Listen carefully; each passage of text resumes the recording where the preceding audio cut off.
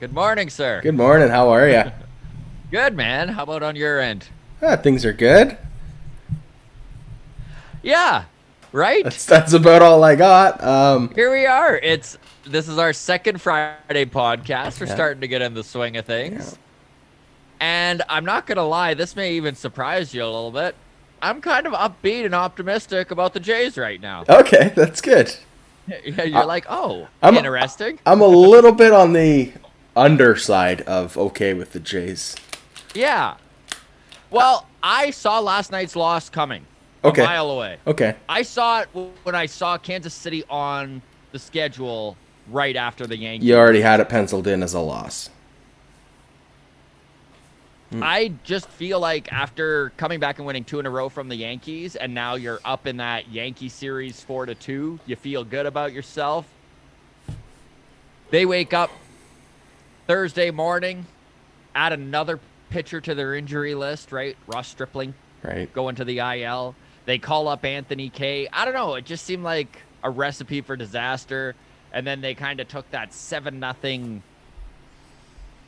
get behind right away there yesterday. Yeah. And honestly, man, there were so many things that I felt positive about. Bo and Vladdy are the heartbeat of this team right now. And Yeah, they're thumping. that's who you need to be the heartbeat of this team, Yeah. right? Like, they are both killing it at the plate. Vlad's looked really good defensively. Bo is making some mistakes, but he's getting better. Yeah. Yesterday, Cavan Biggio had a terrible game at third base. He had a couple of errors. He wound up getting injured. It was up in the air what was going on. So I missed yesterday's game. I was in the text chain hearing, Yes. well, there's another error, and there's another showing off that arm strength, sarcastic comments. Yeah. So how bad was it, and what is the injury?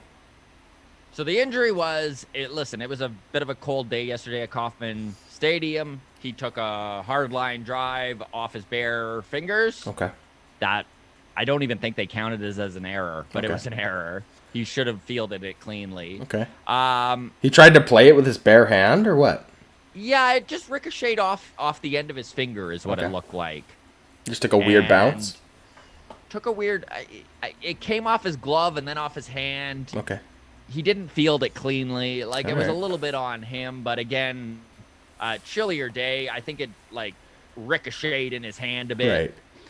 And at first, it was really tough to figure out what was going on because Montoya pulled him, put panic in, and after the way he had played third base through 3 games, it reminded me a little bit of back in 2019 with Lourdes Guriel Jr. kind of fell apart at second base. Right.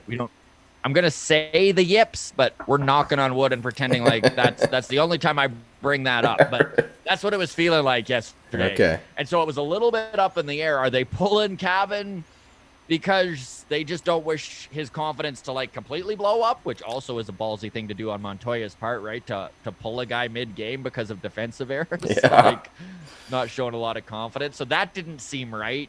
And then it, over an inning or two, kind of trickled out that, you know what, he hurt his finger. They're going to get it x-rayed. They did. They got it checked out, and he's cleared. It's good to go. It's still sore. He might miss today. I don't know exactly what they're doing. Today's roster isn't out. I'm not sure if they shuffle things around and move Santiago Espinal up, or if they just put Joe Panic in there and go with a short bench. We'll see what happens. Short bench getting shorter, hey? Yeah, I mean, honestly, man, I was looking at the injury list for every team in the major leagues right now, and if you think that the Jays are bad right now, I mean, honestly, go take a look at who's on the IL for Houston. Go take a look at who's on the IL for Tampa Bay, for the San Diego Padres, for the Texas Rangers. These are teams that wish that they were in our boat for the injury bug. Fair enough. And I think we just got to limp through April. Like, that is the goal right now, is yes, our depth is being tested and is being tested early on. Every team goes through this in a season. You're absolutely right. This isn't like, let's write off 2021. This is, let's see what happens. And honestly, man, the Jays are sitting 6-7 right now. They looked really good against the Yankees in both their series. And yeah, they haven't looked great against the teams that they probably should be beating up on a little bit. But yesterday morning, I even tweeted, I was like, do not overlook the Royals. And that's exactly what happened. Mm-hmm. The Royals got good young starting core, just like the Toronto Blue Jays do. They've got great young starting pitching. I don't know. Again, I know that we're 13 games into the season, but if you look at who's first placed in the American League right now, the AL East is the Red Sox, the AL Central is Kansas City, and the AL West is Seattle. And I think all true baseball enthusiasts know that that is not how it's going to stay. Yeah, it's a smoke and mirrors start early April kind of a situation. So, you mentioned, like, don't overlook Kansas City. This is something we did with the Rangers as well. Yes. Like, we play down to the competition. As much as it's wonderful to see that we're 4-2 against the Yankees, shout it from the mountaintops. I love that. But, again, this is part of the reason why the Springer edition is nice, but I didn't want to spend our whole wad going out getting a pitcher, another ace or whatever, because this team isn't there yet. They're not, and I think that mentally they could very well be there mid-season. I think they're still learning the ebbs and flows of a 162-game season. And yeah, it's apparent that when they're playing a team like the Angels or the Rangers, that they let down a little bit. Yeah. And you can't do that because these are still major league teams. These are still professional baseball players who can go in there and get the job done. Yeah. Like, that's the difference between being a 100-win team and being an 85 team. Game, 85. Exactly, man. It really is the difference. I'm not panicking yet, though. No, there's no panic. It's frustrating, but there's no panic. You're right. It's very frustrating. Let's talk injuries for a second because, like you said, when you look at the list, you start to go, whew. And what's being hit right now is where the Blue Jays are the most vulnerable, which is their pitching. Okay, and I mean, if you look at the bullpen and who we've lost since the start of the season, it's all the back end of our bullpen guys. Right. Kirby Yates is gone for the season. He's already had his Tommy John surgery, right? Julian Merriweather was just put on the IL a couple days ago. That's a huge hit to the Jays. He was looking so good. He had some hip discomfort. Turns out it's an oblique strain, similar to what Springer was going through earlier in the season. Right. As if that's not enough, one day after they put Julian Merriweather on the IL, the madman from Markham, Jordan Romano, right? Yeah. Right back on there too again. It was what was the injury? I'm going to pronounce this wrong because that's what I do with pronouncing things. But the ulnar neuritis, and it's in his pitching arm, whatever it is. It's like a ligament thing. Right. Ugh. Not good. Tyler Chatwood. I mean, he's got inflammation in his tricep and his pitching arm. Same thing. All of these guys, there's no word on how long they're going to be on the IL, and this is a big hit. All four of those guys are who you look to in the 7th, 8th, 9th. That is who you're going to. Yeah. So what we're going to see now is we're going to see old Timothy Meza. He's going to be in some bigger high-leverage role spots all of a sudden.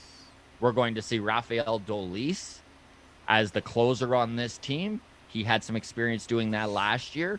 And Rafael Dolis is a guy that he gets better as the season goes on. He takes a little bit of time to warm up, but he's starting to get there. You're starting to see Rafael pitch like he did last year, and that is very important to happen.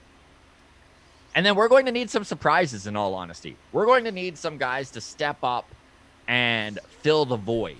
And this is a really interesting situation for the Toronto Blue Jays right now because they do have some depth in the minor leagues, but what do you wish to do? Now, and I'm going to throw this out there. Is there maybe a starter or two in AA or AAA? Well, let's not get too excited and name names, but we all know who we're talking about here, right? And Simeon Woods Richardson and Alec Manoah. Yeah. Do you wish to bring them up, put them in the bullpen, give them some experience in the major leagues? It is definitely going to be less pressure putting them in the bullpen, kind of do what they did with Aaron Sanchez back in 2015 there. Mm-hmm. I don't know if that's a route you wish to go, but things are starting to look thin. And how many guys do you just next man up before you're like, hey, we got to start trying to figure some stuff out here? Who knows? There's even some free agents still out there that maybe you go take some guys off the scrap heap and see what happens. Like, this is where we're at right now. Yeah, it's, April 16th here. We're rapidly approaching the service time deadline, so... It's true. Service, and I don't wish to talk about service time manipulation because I think, number one, I honestly do believe that that's going to be a major sticking point in this CBA that's coming up. Right. And so all of this service time manipulation stuff could be completely irrelevant in literally 9 months. So let's not get too much into it, but you are 100% right. Right now, if they wait until April 21st, they can bring up any of those guys that we just mentioned, and their save a time year doesn't start. arbitration. Save a year, exactly. Oh, wow. Yeah, who do we... there's some obvious choices to bring up. We don't need to name names here because I don't want to jinx anybody. No, for sure. And here is another thing that's really frustrating is the apparent choices to do what I just said. The guys that are starters that you'd love to see just stick in the bullpen are guys like Patrick Murphy, and he's out with an injury as well. Yeah. And, the guys that are on the precipice that are 26 and maybe you can afford to stick them in the bullpen and not push them as a starter, they're not available. Boy. I can't. It's pretty wild. Do we just weather the storm? Or... Yeah, I don't know what the right answer is, Scott. I really don't. I don't either. And It'll be an interesting next week or two, I suppose. I think it is going to be a very interesting next week or two. I like that our starters are where they're at right now. Mm-hmm. So we go Steven Matz today, and Matz has been a lost stopper. When Ryu has had good outings and they still lost, Steven Matz has been there for this team to shut the door, and that's what they need him to do again today. I think today the Jays win. I think they hammer the Kansas City Royals today. I think they come back after that loss yesterday. And what was beautiful about that loss is that, man, they made it a game right until the very last at bat. Like, going into the ninth, it was 7-5. Coming up to the plate was Josh Palacios, Danny Jansen, Marcus Simeon, and everyone could feel it.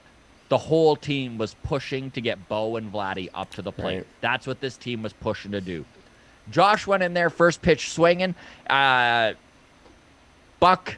and Tabby were a little upset about that. They figured he should have, taken some pitches. I disagree. I think he saw the inside fastball. He thought he could get a hold of it. He popped it up. What do? They put Kirk in for Jansen. Single right away. Beauty. Love to see it. Marcus Simeon takes a walk. Now we're one out, and we've got the heartbeat, like I said, of our team right up at the plate, man. We gave ourselves a win right to the very end. I mean, yes, they allowed 3 unearned runs. It was a sloppy game defensively, and they probably could have won that game had they not just given up so many runs that they shouldn't have, because they did. There were mistakes that just cost them the game. But that said, right till the very end, right till the 9th inning, and Bo Bichette was so close to hitting a home run in that at bat, and he was mad at himself. Like, this is how hot and how good Bichette is seeing this baseball right now at this point in the season.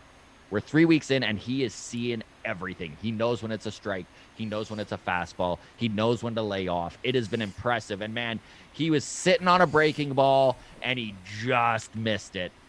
And then struck out popped up the next pitch.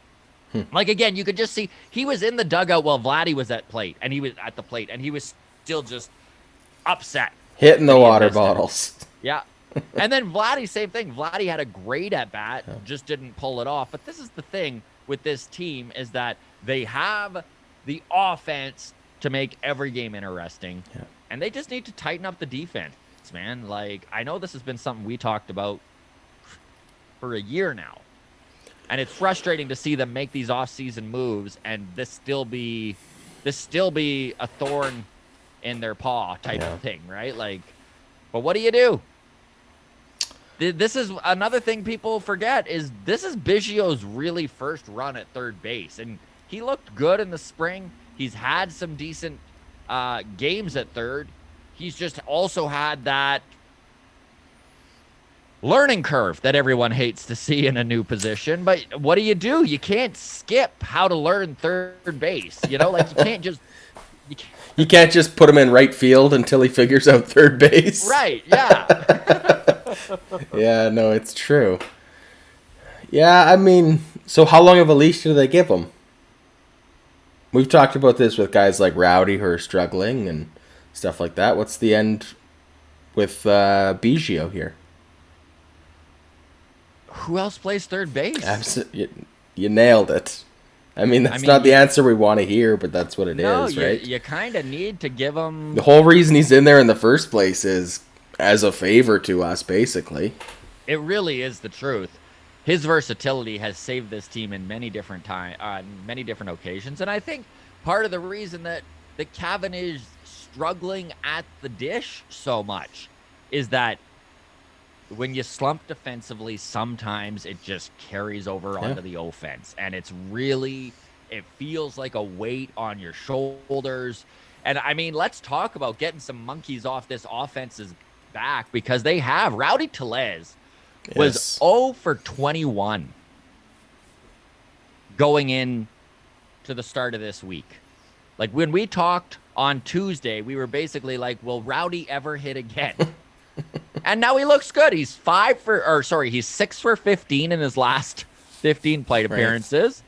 He's hit a long bomb. He's looked good with pitch recognition, which is a huge thing for a hitter, right? Is that if they're up there, like that was the thing with Rowdy. He was flailing, like he couldn't tell the difference between a changeup and a curve and a fastball. You know, like he just looked, his timing was just off. Yeah. Well, and that's the difference with, I mean, if you look at the first 10 games of the season where Bo Bichette was swinging, how he was feeling up there, and how Rowdy was feeling. Like you say, pitch recognition. Rowdy didn't even look close. He looked lost up there. Whereas Bo Bichette wasn't getting the results, but he looked like he knew what he was doing, and and it comes around. So, but it's nice to see Rowdy looks good now. This kind of goes to your question earlier of how much rope do you give him? You know, like the whole reason that Rowdy Tellez is hitting right now is because Charlie kept sticking him out there. Yeah. Baseball is a game of slumps. Mm-hmm. And it's a game of mental toughness too, right? It really is a game of mental toughness, and it really is a game that you are who you are. Mm-hmm. Right? Eventually, it just all evens out, and you are who you are. And Charlie looked at Tellez and thought, we have seen him over a 180-game stint. We know what he can do when he's seeing the ball well. We need a big left-handed bat. We're going to keep throwing him out there. And he's contributed to this team in the last couple games in big ways. Yeah. Alejandro Kirk went 0 for 13 to start the season. Everyone started to get a little worried about it. I know even I was on that. No, we had that talk, too, about, like, how long does he stay on the big club and how long until we see a guy like Riley Adams instead. Exactly. And since that shot, he's had 3 singles and a home run. Yeah. And he's looked good. And he had that pinch hit single yesterday. And he needed his bat to come alive a little more than Rowdy did. Rowdy's got the longer leash because, like you said, over a larger sample size, we've seen it out of Rowdy. Exactly. Very small sample size with Alejandro Kirk. So it's nice to see his bat come alive. So this offense is heating up. I mean, Marcus Simeon is a guy that I'm waiting on a little bit. He's hitting a long ball. Yeah, he is. He's a strikeout or home run kind of guy right now. He has been this year so far. His average typically is better than we're seeing right now. I think we will see him improve. He's hitting about 200 right now. I mean, I'd be shocked if that's where he's at all year. I don't think that's a thing that's going to happen. No. Lourdes Guriel is another guy that he's starting to look good at the plate, man. He had 4 really good at bats yesterday, couple singles, a walk. He's starting to see the ball. And when Lourdes gets hot, and it's funny, I spend too much time on Blue Jays Twitter because I get myself all worked up sometimes with bad takes. And this week I was seeing stuff from Jays fans that were like, we need a new left fielder. We need Lourdes should be on the bench right now. It's like, you not remember last year? Like, I don't understand these guys that have already proven themselves, and then they go on a bit of a slump, and everyone's like, next. Like, well, I know. I mean, there was people last year that were calling to trade Vladdy. I know. Let's trade him before he loses all of his value altogether. Like, that's a really good point, man. It's absurd. It's absurd. Like, and this is, man, I'm guilty of it too. After experiencing that 60-game season, it was just such it screws with your brain as a baseball fan, because baseball is not meant to be taken in a 60-game No, stint. It's certainly not. I'm glad we're back to a full. It's meant to be taken at 162 games. It's meant to be the long game. It's meant to be a battle of attrition. It's meant to be a mental toughness thing. Like, it's one of those games that, this isn't a sprint. It's a long distance run. And to have these knee-jerk reactions April 16th, like, let's be reasonable. Yeah. No, absolutely. I mean, honestly, do you see any big transactions in the Blue Jays' futures? Do you think they're going to pull a trigger on something, or do you think it is going to just be a look within kind of a mentality? I think that it's going to be a look within type of mentality. That said, knocking on wood, if we see one of our starting pitchers go down, and when I say one of them, I mean Mats or Ryu, we may be in panic mode, quickly try and find someone out there. Yeah. That's a possibility, but personally, I think until this team is at the trade deadline, we're going to see no additions from outside of this organization. In fact, I think it's more likely we see them push a guy that maybe is fringe ready. Yeah. Maybe we see Joey Murray in May. This is the type of move I think the Jays will make. I don't think they're going to go out there and get a major starting pitching acquisition or a bullpen guy. I don't see it happening. I don't see it either. I mean, the two guys you mentioned, knock on wood, I mean, if we lose Ryu, what's even the point?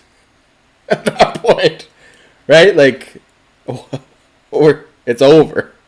I don't want to overreact, but you're really, you're right, man. I don't know. We're playing for stats at that point. I don't know what to say. Like, you definitely need a guy you don't see step up. Steven Matz would need to continue to do what he has done for the last 2 games all season. And then you'd also need to see Robbie Ray be... you'd need to see guys playing way above their career averages. Yeah. You just need to see that. I don't think this team is at a position right now where they could take injury to Hinge and Ryu. We shouldn't even be talking about No. Let's move on. Let's just cut this right out of the podcast, because if God forbid anything happens today, we're taking this episode right down. I tell you that. Yeah. Because we're going to get blamed. We're just poking the baseball gods here. Okay, so realistically, though, as far as call-ups from within, I don't know if it's going to be Joey Murray. Obviously, friend of the show. We have some love for Joey Murray. But I think he deserves it. He's... Like we said before, he led the entire organization in strikeouts in 2019. He has that off-the-chart spin rate, Yes. Currently, he has some command issues, and I think that's, by his own admission, the number one thing that he needs to work on, right? Mm-hmm. That being said, I think that is the kind of minor league prospect that we're likely to see, as opposed to a Alek Manoah and as opposed to a Simeon Woods Richardson. Because I think, agree 100%, dude. I think those guys are $200, $300, $400 million contract guys. Like, that's their ceiling. So I don't think we want to mess around with that. Like, regardless of what happens with service time manipulation, I just think that if we're going to burn a year of free agency on a guy or this or that or whatever, it's a guy that's, you know, going to be an $80 million contract guy if all things work out. And I don't think that... I just think that's what we're going to see. We're going to see a non-sexy guy who's having a good spring or a good appearance at the alternate site or whatever. I think one thing to keep in mind, everyone, too, is that minor league ball isn't going right now. You know, so like when we're in this scenario where guys are going down, we're calling dudes up from the alternate site. Right. They're not in game shape. Practice facility, basically. Anthony Kay was called up yesterday last minute, and it was great that he was stretched out and he was ready to pitch. And he had some bad luck. I'm not going to lie. He allowed 5 runs in 4 innings, and 3 of those really weren't his fault. That said, I mean, there's still 5 earned runs in 4 innings. This is a guy who hadn't pitched in a game since 2020. Right. And this is who we're talking about for calling guys up. And that's why it is more likely that if we're in a pinch, we're going to see a guy like Joey Murray, a guy who has pitched to professional ball players for years, right? A guy with some experience under his belt. Has he gone to the majors yet? No. But I would rather see him get his major league debut than, let's say, a Simeon Woods Richardson. Yeah. And I think Richardson is one of our starters of the future. I think he's a number 3 or a number 2 guy in this rotation in as early as 2 years. Yeah. But do you rush that up? Do you rush a kid who has never even played above low A ball? And Alek Manoah, high A ball? Like this is where they last pitched in games. No, I don't think you do. I think what it comes down to is whether we lose 4-1 or 15-2. A loss is a loss. So if we don't feel like bringing Simeon Woods Richardson up is going to make the difference between winning and losing, then why bother? It's very true. Right? Like if he's going to be hit around, let's just put Tanner Roark back out there. Honestly. Yeah, which is what they did yesterday. So can we move on from this depressing topic? Yeah, I mean, you started this whole show with, man, I'm feeling good about the Blue Jays. I honestly, I know we went down the rabbit hole with injuries, and of course that's going to be a bummer of a topic. But honestly, I truly do like where the Jays are right now. I know they're 6-7. They're not quite 500. I think they're going to be fine. I really do believe that this next month is about weathering the storm. If come May 15, this team is sitting around 500, I'm happy, man. Yeah. I'm not going to lie. I'm happy. Okay. Let's get through this injury fiasco, I guess we can call it. No, I think that's great. Temper expectations. You know, we're going to be getting guys back, whether that's in the form of arms or in the form of bats. We're getting guys back, right? So exactly. And you know what, man? Where there is subtraction, there is opportunity. We talked about this a little bit on Tuesday. Right. Before we throw to him, I do wish to quickly touch on Josh Palacios. Okay. Because he is having a heck of an MLB debut. He is hitting pretty close to 400. He has looked great at the plate with his bat. And I don't mean power. He's not the typical Blue Jays bat in this lineup. He's given a little bit of diversity to what this offense offers. He hits the ball all over the field. Mm-hmm. He takes what the pitchers give him. He's not trying to hit a home run. He's trying to get on base. He's trying to move the lineup over. And that is a mentality that this team has lacked, and I love to see it. Absolutely.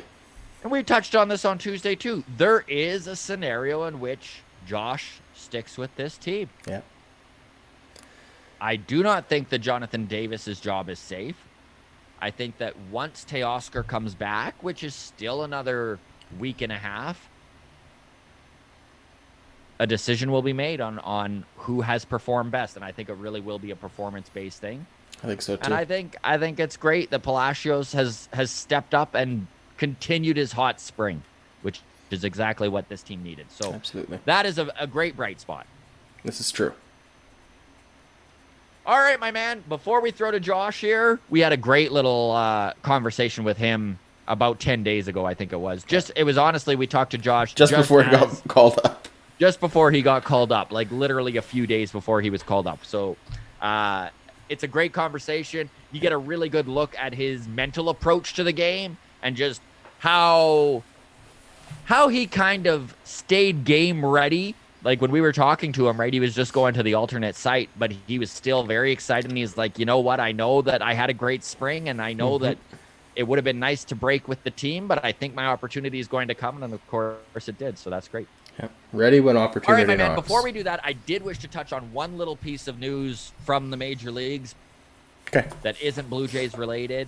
And it's just a feel-good story that Yadier Molina, of course, catching legend with the St. Louis Cardinals, he caught in his 2000th game with the Cardinals yesterday night, and he is the first catcher in Major League Baseball history to ever catch 2,000 games with one team.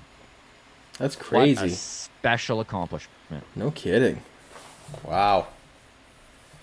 We're talking a guy that's been in the league almost 2 decades. Yeah. Like, it's just, and when people think of Yadi, you think of the Cardinals and the Cardinal way.